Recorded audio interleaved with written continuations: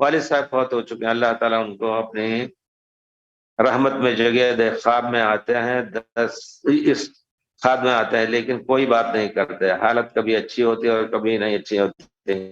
دیکھیے خواب کو آپ اپنے دل کو وحی نہ بنائیے، لیکن بہرحال یہ چیز ہوتی ہے کہ دل سے کبھی خواب جو ہے، دل میں جو باتیں آتی ہیں وہ خواب بن جاتا ہے۔ تو آپ یہ سوچتے ہیں ہمارے والد کا پتہ نہیں کیا حالت، دعا کریں بس، خواب کسی سے آپ بیان نہ کریں، کیونکہ پیارے رسول فرماتے ہیں کہ خواب کا ہے علی رجل طائر، جیسے اڑتے ہوئے چڑیا کے پیر پہ لٹکا ہوا ہے، اگر اس کی تعبیر کر دی گئی تو گر جائے گا، ہو جائے گا۔ تو آدمی کو تعبیر بھی نہیں کرنا چاہیے ہر ایک کے پاس جا کر کے، نہیں ہم نے ایسا خواب دیکھا ہے، یہ سب چیزیں غلط ہیں۔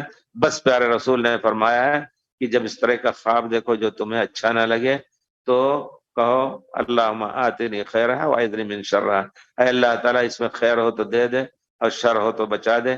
کبھی ظاہری طور پر شر ہوتا ہے لیکن اس میں خیر ہوتا ہے، اس وجہ سے خوابوں کے پیچھے پڑ کر کے خوابوں میں کی تعبیر لوگوں سے پوچھنا یہ غلط ہے۔ آج کل کوئی صحیح تعبیر نہیں بتا پا رہا ہے صاحب، ہم بھی اگر مارنا چاہیں ٹامکٹوئیاں تو بہت سی چیزیں ایسے کر لیں گے تو ہو سکتا ہے۔